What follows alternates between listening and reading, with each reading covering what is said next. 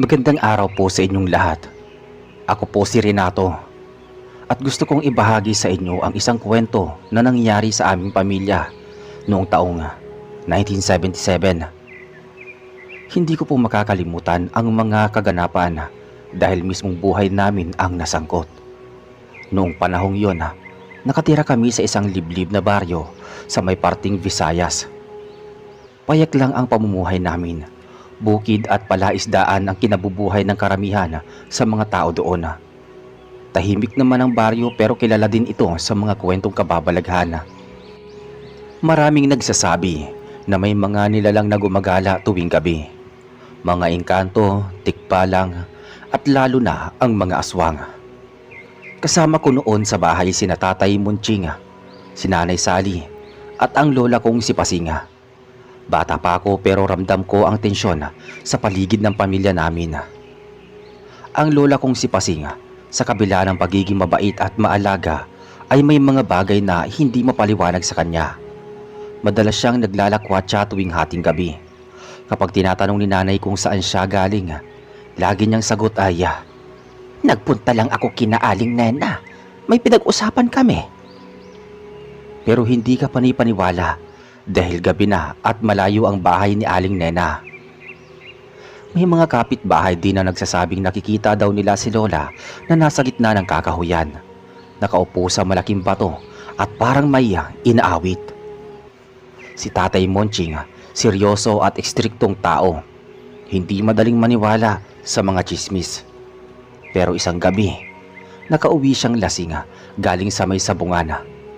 Habang kumakain kami ng hapunan, bigla niyang sinabi nga, "Sally, napansin mo ba ang nanay mo? Iba ang kilos. Kanina may narinig ako usapan sa tindahan. Ang sabi, aswang daw siya." "Monching, huwag kang makikinig sa mga walang basihang chismis.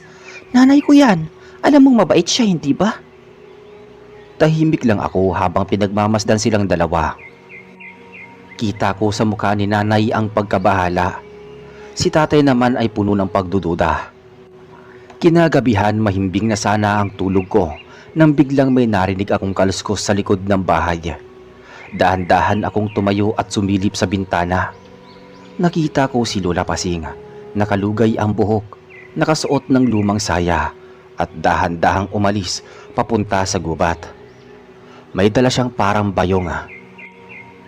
Kinabukasan, kinuwento ko ito kay tatay. "Tay, nakita ko po si Lola kagabi. Pumunta siya sa gubat." Nanlaki ang mga mata ni tatay at sinulyapan si nanay. "Sabi ko na nga ba? Sally, oras na para malaman natin ang totoo." Nag-init ang pagtatalo nila. Pilit na pinagtatanggol ni nanay si Lola, pero mas lalo lang lumalakas ang hinala ni tatay. Dumating ang mga sumunod na gabi at mas dumami pa ang mga kwento ng mga kapitbahay. May alaga raw na baboy na biglang nawala. May batang biglang nagkasakit at hindi mapaliwanag ang sanhi. At may nakita raw na malaking ibon na parang tao ang mata. Lumilipad sa bubong ng kapitbahay. Lahat ng ito, si Lola ang pinagbibintangan. Hanggang sa dumating ang gabing hindi ko makakalimutan. Si Reggie, dito na nagsimula ang mga kakaibang pangyayari. Bandang 11:00 ng gabi, tahimik ang paligid, madilim ang kalangitan, tanging liwanag lang ng buwan ang nagbibigay ng kaunting liwanag sa aming bakuran. Mahimbing na natutulog si nanay at si tatay, pero ako hindi mapakali. Parang may gumigising sa akin na hindi ko maintindihan. Bigla kong narinig ang kaluskos mula sa likod ng bahay. Kinabahan ako. Dahan-dahan akong bumangon at sumilip sa siwang ng dingding. Doon ko nakita si Lola Pasing, nakatalikod at nakaupo sa mahabang bangko. Hindi siya kumikilos, pero dinig ko ang mahina niyang ungol na parang may inaawit na kakaibang tono. Kinabahan ako si Reggie, kaya agad kong ginising si tatay. "Tay, si Lola nasa labas. May ginagawa siya." Nagising si tatay at agad na tumayo. Kinuha niya ang itak na nakasabit sa dingding at dahan-dahang lumapit sa bintana. Nang sumilip siya, biglang nanigas ang mukha niya. Sally, bumangon ka, sabi ni tatay. Nagulat si nanay at agad lumapit. Nang makita niya ang ina sa labas, napaiyak siya. Monching, baka naglalabas lang ng sama ng loob si nanay. Huwag mong pakialaman. Pero hindi nakinig si tatay. Lumabas siya ng bahay at ako naman ay sumunod sa likod niya. Sa ilalim ng buwan, nakita naming lahat si Lola Pasing na unti-unting tumayo. Nakapikit ang kanyang mga mata at may dugo sa gilid ng kanyang labi. Nakita ko rin ang basang-basang damit niya. Parang may kinatay na hayop. Pasing, ano ba ginagawa mo? Dahan-dahang lumingon si Lola sa amin. Ang mga mata niya ay nanlilisik na mapula at ang ngiti niya ay nakakatindig balahibo. Monching, bata ka pa rin sa panangin ko. Huwag mo akong pangunahan. Napaatras ako sa takot pero si tatay, ang itak ay hawak niya at matapang na hinarap si Lola. Hindi ko hayaang saktan mo ang pamilya ko. Kung totoo ang hinala ko, titigilan mo na to, Pasing. Biglang humagalpak ng tawa si Lola. Malalim, malamig at parang hindi tao talaga. Hindi niyo ako maintindihan. Hindi niyo alam ang kapangyarihan ko. Hinila ko ni nanay papasok sa bahay pero hindi ko bilo si tatay. Nakatutok pa rin ang tingin niya kay Lola. Maya-maya, narinig namin lahat ang alulong ng aso. Sa di kalayuan, sunod-sunod na umalulong ang mga ito. Sabay sa malakas na hangin na dumadampi sa paligid. Ramdam ko ang kilabot mula ulo hanggang paa. Monching, tama na. Nanay ko yan. Sally, manahimik ka. Kung hindi ko to gagawin, mauubos tayong lahat. Sa mismong sandaling yon tumalon si Lola Pasing. Mabilis na parang hayop at muntik nang masunggaban si tatay. Buti na lang at mabilis siyang nakailag. Dumiretso ang mga kuko ni Lola sa kawayan ng dingding at halos mabali ito. Napasigaw ako. Tay, huwag mo lapitan. Ngunit imbis na umatras, mas lalo pang tumapang si tatay. Nakataas ang itak at nakipagtitigan kay Lola. Iyon ang unang beses na nakita ko ang tunay na muka ng lola ko. Hindi na siya ang mabait at mapagmahal na Lola Pasing na kilala ko. Ang nakita ko'y isang nilalang na gutom, galit at handang manakit. At doon nagsimula ang bangungot na magbabago sa buhay naming lahat. Huminto ang paligid, parang wala kang maririnig kundi ang malakas na tibok ng dibdib ko. Nakatutok pa rin ang itak ni tatay kay Lola Pasing, habang si nanay naman ay humahagulgol sa tabi ko. Hindi niya alam kung lalapit siya para tulungan ang ina niya o titigil siya para protektahan kami. Si Lola Pasing nakayuko at humihingal na parang hayop na sugatan. Dahan-dahan siyang nagsalita pero kakaiba ang boses niya. Paos, malalim, parang galing sa ilalim ng lupa. Hindi niyo ako matatanggal. Matagal na akong nandito bago pa kayo isinilang. Naglakad siya papalapit. Mabagal pero bawat yapak niya ay nakakayanig ng dibdib. Umurong si tatay at kumapit ng mahigpit sa hawakan ng itak. Huwag kang lalapit. Kung may natitira ka pang pagkatao, tigilan mo na to. Ngunit humagalpak si Lola ng tawa. Mas malakas kaysa sa kanina. Kita ko ang matutulis niyang ngipin. May bakas pa ng dugo sa gilid ng kanyang bibig. Wala na akong babalikan. Ito ang buhay ko. At kahit ikaw, Monching, hindi mo ako mapipigilan. Sa isang iglap, umatake si Lola. Ang bilis ng galaw niya. Hindi ko na halos nakita pa.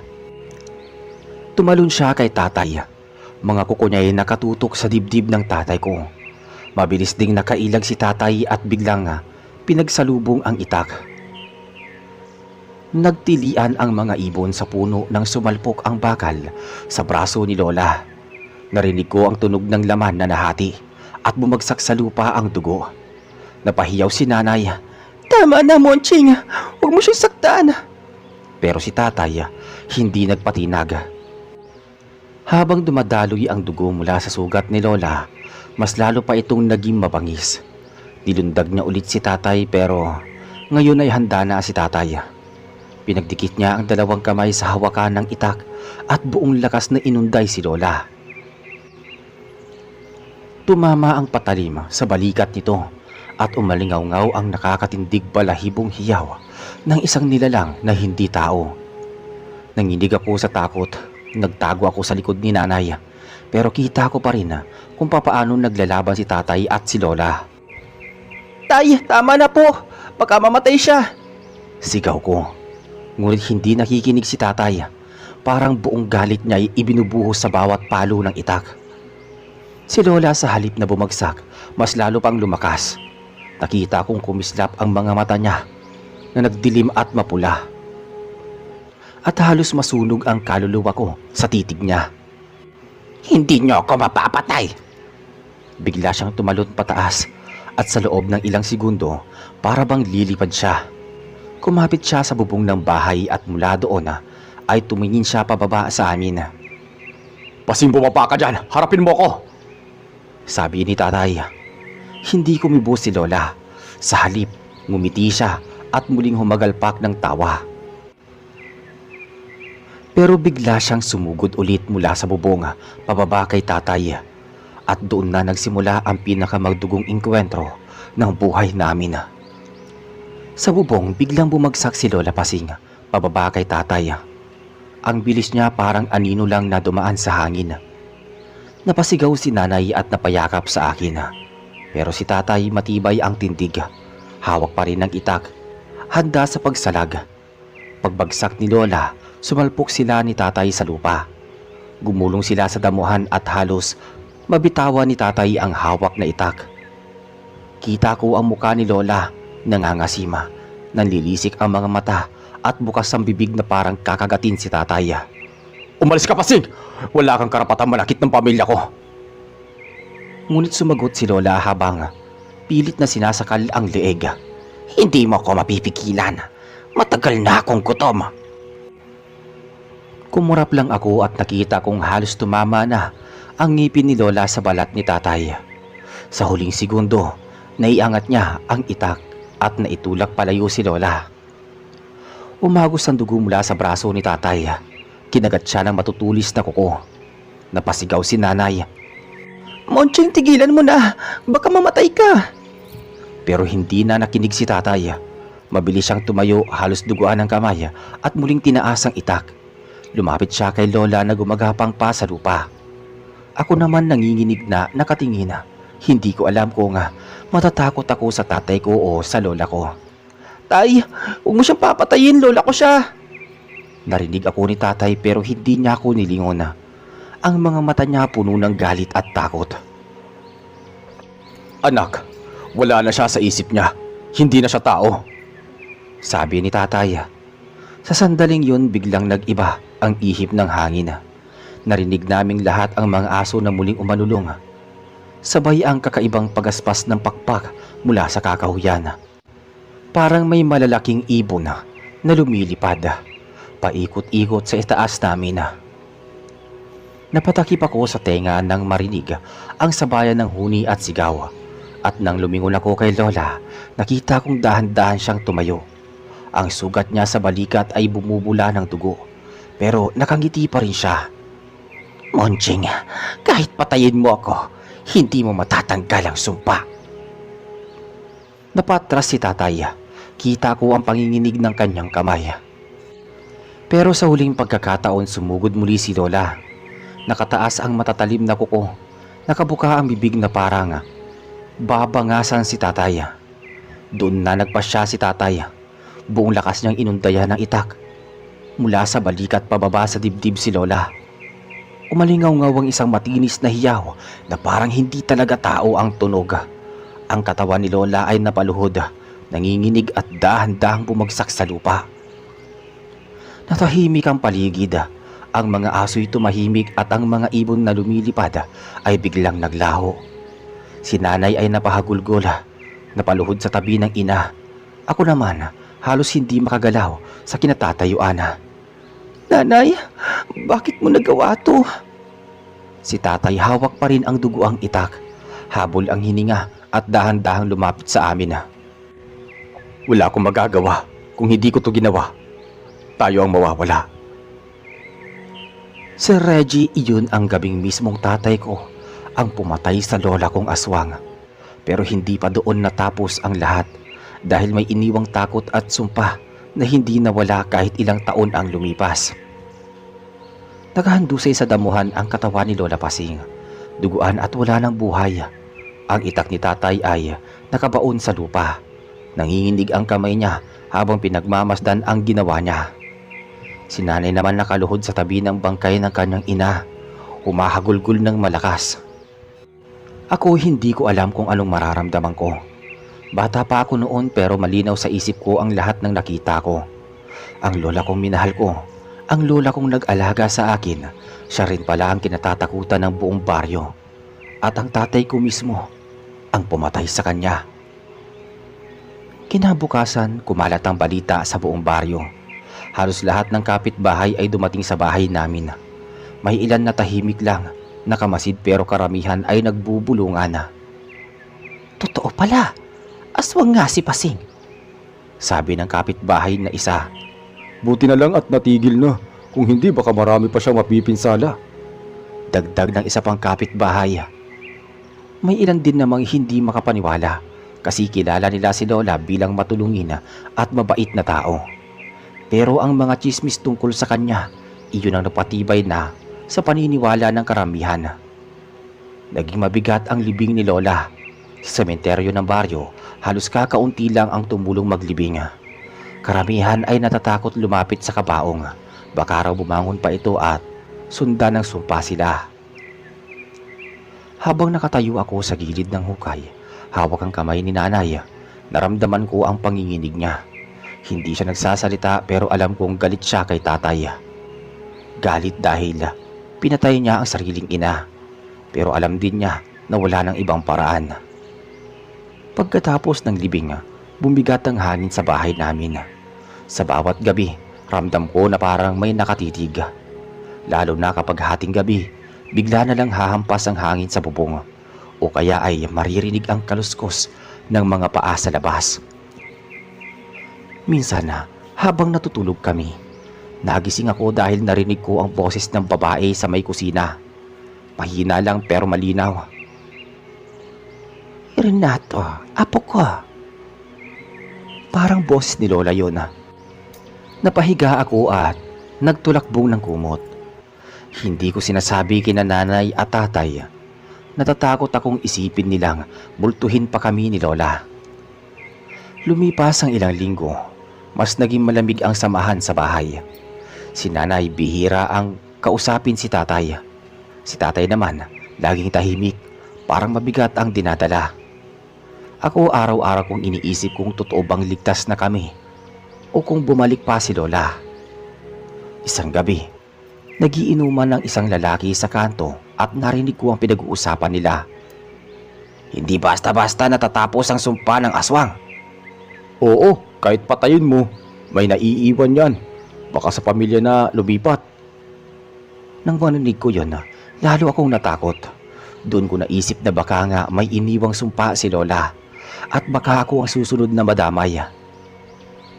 Si Reggie, akala ko noong nailibing na si Lola Pasing ay tapos na ang lahat. Pero doon pa lang pala nagsisimula ang tunay na bangungot.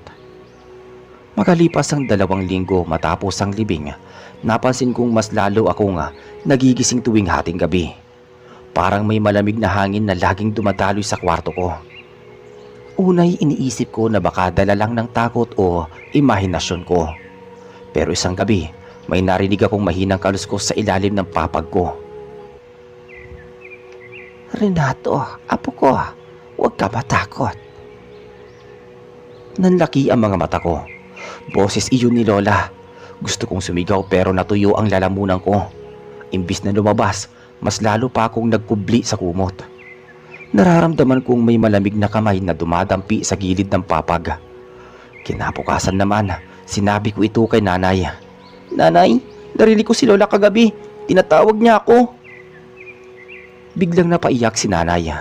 Renato, Huwag mo sabihin yan kay tatay. Baka mas lalo tayong mag-away. Pero anak, baka multo lang siya. Baka gusto niyang magparamdam lang. Pero hindi ako nakontento sa sagot ni nanay. Sa bawat gabi, paulit-ulit kong naririnig ang boses ni Lola. Minsan sa labas ng bintana. Hindi ko maalala kung papaano ako nakalabas doon. Renato, bakit ka nandito? Anong ginagawa mo? Nagulat ako at natauhan. Ay, tinatawag ako ni Lola. Naririnig ko siya. Nang marinig iyon ni tatay, nanlaki ang mata niya.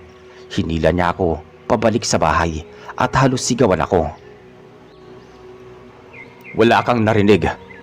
Hindi na siya tao. Kung tatawagin ka ulit, huwag kang lalapit. Anak, tandaan mo, hindi na siya ang lola mo.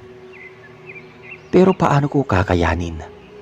Kung gabi-gabi kong naririnig ang boses niya, hindi lang basta boses, minsan naaamoy ko pa ang paborito niyang nilaga.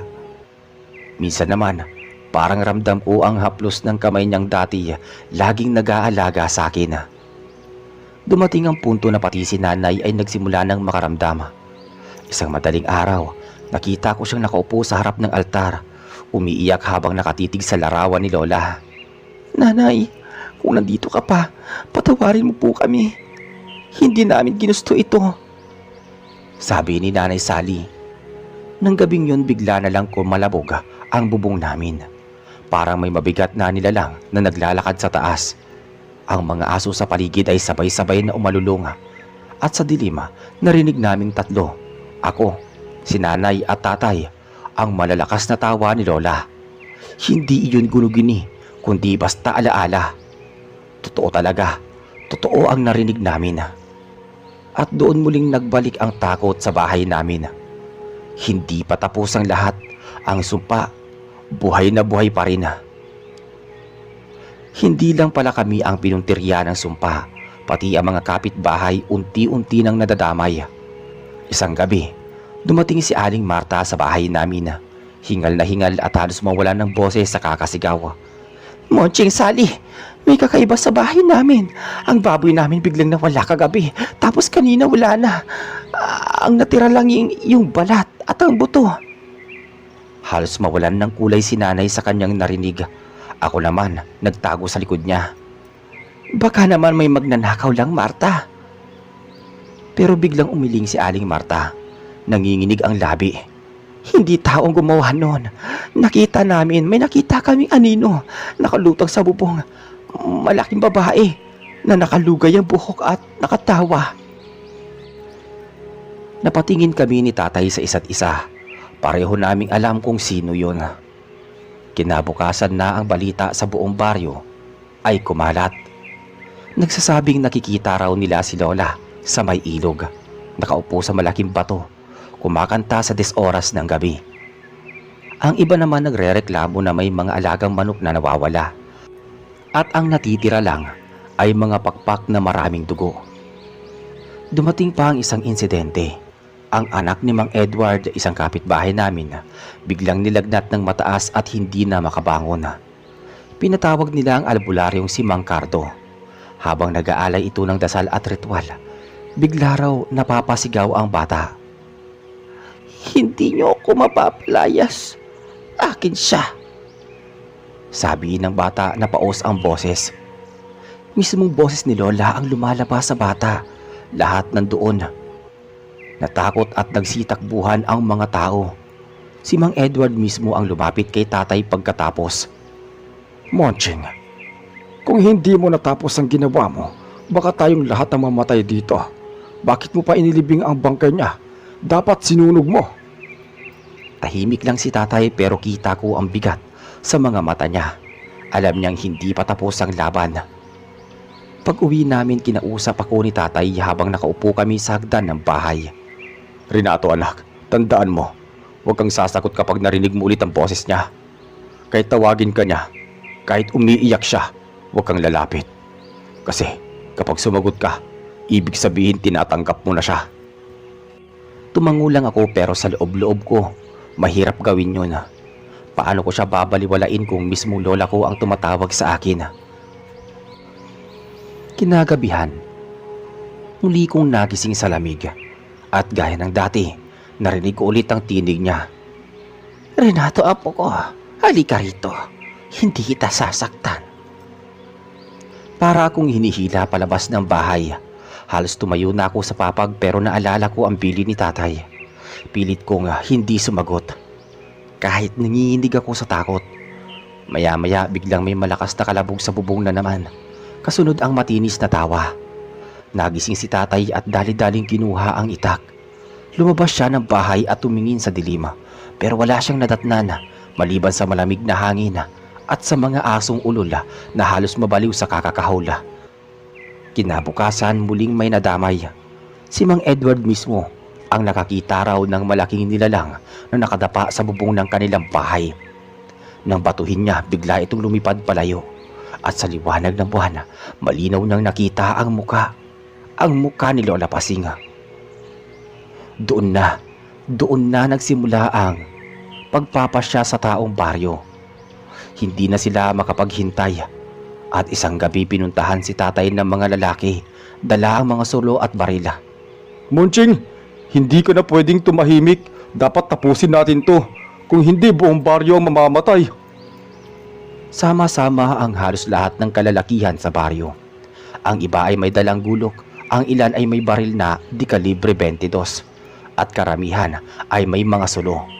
Ang itsura nila parang mga mandirigma pero bakas sa muka ang takot. Si tatay nakaupo sa bangkito habang pinapaliwanag ng mga lalaki ang plano nila. "Munching, kung hindi natin to tatapusin, baka anak na namin ang susunod. Hindi tayo makakatulog ng payapa. Lahat tayo, pati pamilya mo, delikado." Tahimik lang si tatay, hawak ang itak. Nakayuko siya at hindi makapagsalita. Ako naman, nakikinig lang sa gilid at nanginginig. Nagsalita ang isa pang lalaki. "Hindi sapat na inilibing lang siya. Kailangan nating hukayin ang katawan niya at sunugin."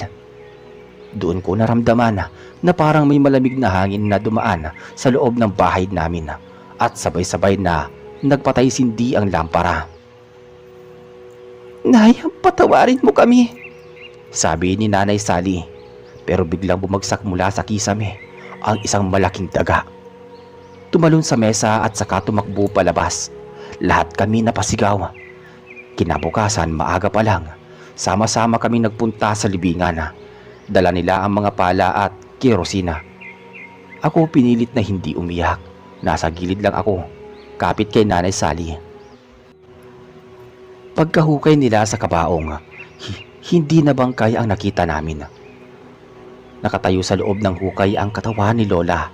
Nanlilisik ang mga mata at nakangisi. "Mga walang utang na loob. Ako ang nagpalaki sa inyo tapos susunugin niyo ako." Naguunahan sa atras ang mga lalaki, pero hawak ni tatay ang itak at humakbang sa harap. "Pasing, tigilan mo na to. Hindi ikaw to. Aswang ka na." Bigla siyang tumawa ng malakas, sabay tumalon palabas ng hukay. Ang bilis niyang gumalaw, parang hangin. Isang lalaki agad ang sinunggaban niya, at bago pa makalapit ang iba, kita ko mismo kung papaano niya sinipsip ang leeg nito.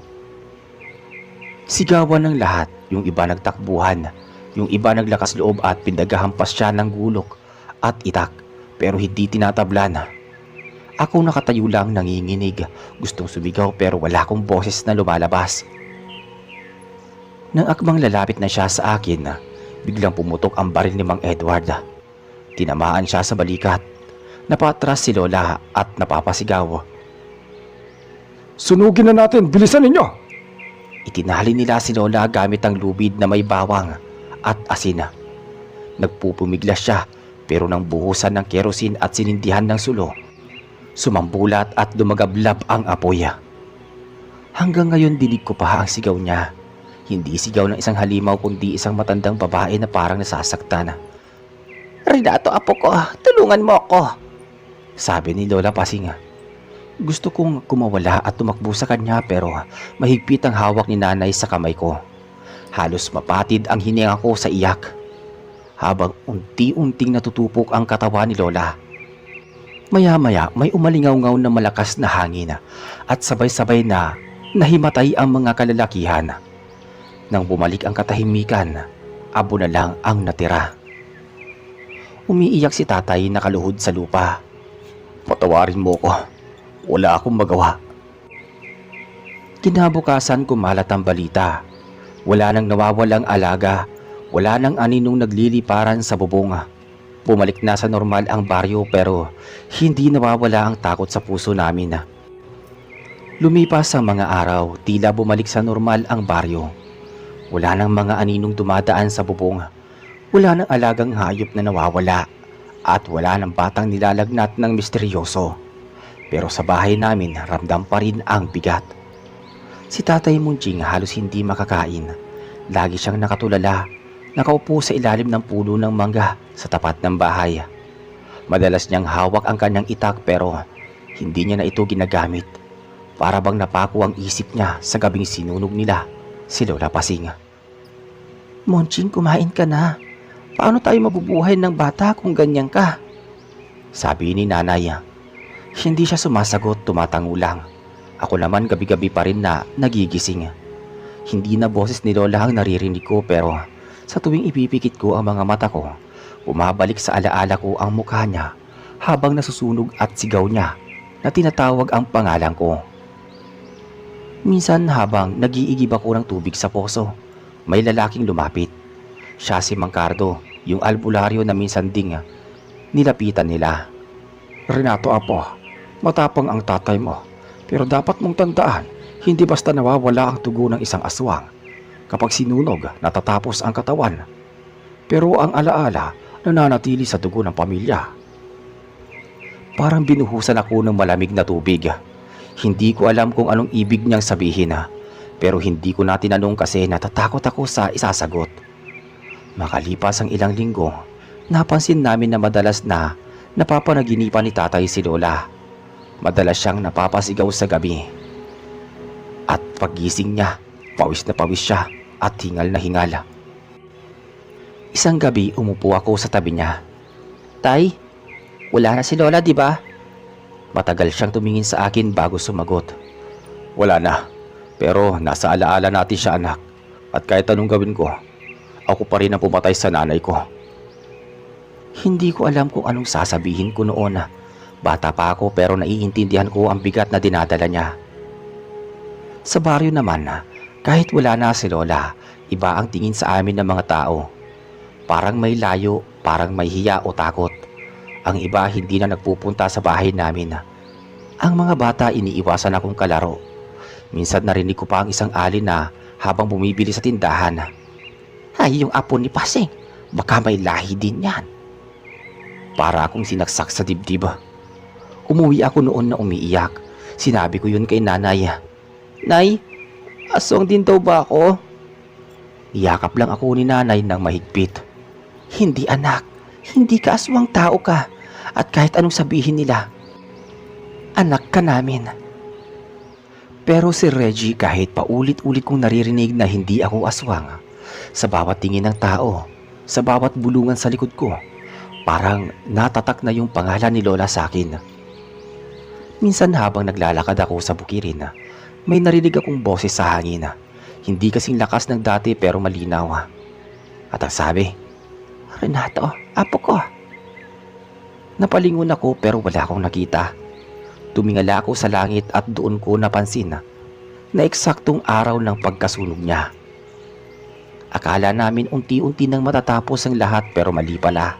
Kasi noong sumapit ang unang taon ng pagkamatay ni Lola Pasing, nagsimula na namang mangyari ang mga bagay na hindi mapaliwanag. Noong gabi ng anibersaryo ng kanyang pagkasunog, umihip ang hangin ng kakaiba. Sa ilalim ng buwan, nakita ko ang isang aninong nakatayo sa gitna ng bakuran. Nakalugay ang buhok, putol-putol ang katawan pero nakangiti. Munching, anak ko, bakit mo ako pinatay? Boses ni Lola. Si tatay parang na-estatwa. Hawak niya ang itak pero nanginginig ang kamay. Tigilan mo na to. Hindi ikaw yan, halimaw ka na. Sabi naman ni tatay. Ako pa rin ito, anak. Ina mo. At hindi mo matatapos to. Kahit sinunog niyo ako, hanggang sa dugo niyo buhay ako. Biglang lumakas ang hangin. Halos madapa si tatay. Lahat ng sulo sa paligid, sabay-sabay namatay. Ang naiwan lang, liwanag ng buwan. Nakita ko mismo, lumapit si Lola kay tatay. Hindi na siya mukhang tao. Ang mata niya'y puro puti. Ang bibig niya'y umaagos ang dugo. "Munching, bumalik ka na rito!" sabi ni Nanay Sally. Pero hindi gumalaw si tatay. Nangakmang hahawakan na siya ni Lola, biglang tumakbo si Mang Edward dala ang bote ng asin at bawang. Binuhusan niya ito sa lupa. Pinalibutan sila ni tatay. Umungol ng malakas si Lola, parang aso na nasugatan. Hindi ka na welcome dito, Pasing. Tapos ka na. Nangangalit si Lola sabay naglalaho na lang bigla sa hangin. Parang usok na tinangay ng hangin. Naiwan si tatay na nakaluhod hawak ang dibdib at halos hindi makahinga. Kinabukasan, pinag-usapan na naman ang buong baryo. Yung iba naniniwalang kaluluwa ni Lola ang bumalik. Yung iba, sinasabing hindi siya tuluyang nasunog na may natira pang bahagi ng katawan niya na hindi nadurog. Pero ako si Reggie, mas malala pa ang nararamdaman ko. Kasi noong gabing yun bago siya maglaho, tumingin siya ng diretso sa akin at nakita ko mismo sa bibig niya ang pagbigkas ng pangalan ko. Hanggang ngayon dinadala ko pa rin yung tanong na hindi ko kayang sagutin. Bakit ako? Matapos ang gabing yun, muling nagpakita si Lola Pasing. Hindi na naging payapa ang mga sumunod na linggo. Halos lahat ng tao sa baryo ay may takot na sa bawat paglubog ng araw. Ang iba nagbabantay gamit ang mga sulo. Ang iba naman hindi na lumalabas ng bahay kapag gabi. Si Tatay Monching halos hindi na natutulog. Madalas siyang nakaupo sa may bintana, nakatanaw sa dilim habang hawak ang itak. Isang araw, Monching, hindi tayo umasa na lang sa pagkawala ni Pasing. Kailangan magpatawag tayo ng mas malakas na albularyo. Kung hindi siya, isang araw isa na naman sa atin ang madadamay. tahimik lang si tatay pero halata sa kanya na sang-ayon siya. Kinabukasan dinala nila sa baryo ang albularyong si Santi. Galing sa kabilang bayan, kilala daw ito nakakapagtaboy ng mas maraming masasamang espiritu kaysa kay Mang Cardo. Kung hindi natupok ang puso, mananatili ang koneksyon niya sa mundo. At lalo na tinatawag niya na ang pangalan ng apo, may paboritong sisilungan siya. Wika ni Albularyo Santi. Lumingon siya sa akin, doon ko naramdaman ang bigat sa dibdib ko. Para bang ako ang sunod niyang kukunin. Gabi ng ikalawang ritual, lahat ng tao sa baryo nagtipon sa libingan. Nakapalibot kami, dala ang mga sulo. Si tatay at si Mang Edward nasa harap hawak ang kanilang mga baril at itak. Habang dinadasalan ni Albularyo Santi ang lupa, biglang lumakas ang hangin. Ang mga kandila isa-isang namatay. At mula sa gitna ng abo, may sumulpot na makapal na usok. Sa gitna ng usok, unti-unting lumitaw si Lola Pasing. Hindi na siya mukhang matanda. Ang itsura niya kalahating tao, kalahating halimaw. Ang buhok niya nakalugay pa din. Ang mata puti at ang bibig puno ng itim na dugo. Mga traitor, pinatay niyo na ako. At ngayon pati kaluluwa ko, gusto niyo pang sunugin. Nagtakbuhan ang ilan sa mga tao pero si tatay hindi umatras. Ako ang pumatay sa'yo. Ako ang sumunog sa katawan mo.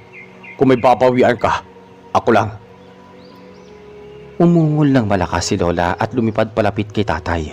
Sinubukan siyang hadlangan ni Mang Edward pero natapon siya sa gilid. Lola, tama na po, sabi ko naman. Renato, apo ko, hindi ko ginusto to. Biglang sinunggaban siya ni Albularyo Santi. Itinusok niya ang matulis na kahoy na may balot ng dahon ng sambong sa dibdib ni Lola. Sabay sabog ng apoy na parang kidlat na bumalot sa buong paligid. Napasigaw si Lola ng malakas at unti-unting naglaho ang kanyang kaluluwa hanggang sa abo na lang ang naiwan. Pagkatapos ng ritual, bumagsak si tatay sa lupa at napahagulgol. Patawad, Nay. Patawad. Pagkatapos nun nagbalik ang katahimikan sa baryo. Ilang linggo ang lumipas, wala nang kakaibang nagaganap. Bumalik na sa normal lang buhay ng mga tao. Pero sa pamilya namin hindi na nawala ang sugat. Si tatay kahit buhay pa siya noon, hindi na bumalik sa dati. Madalas siyang tahimik, parang lagi mabigat ang dibdib. Si Nanay Sally pilit na pinapalakas ang loob namin. Ako naman, kahit bata pa, naiintindihan ko na hindi mawawala ang takot na dulot ng lahat ng naganap. At hanggang ngayon si Reggie, dala ko pa rin ang alaala ng gabing yun. Ang gabing pinatay ni tatay ang sarili niyang ina para lang mailigtas kami sa sumpa ng pagiging aswang.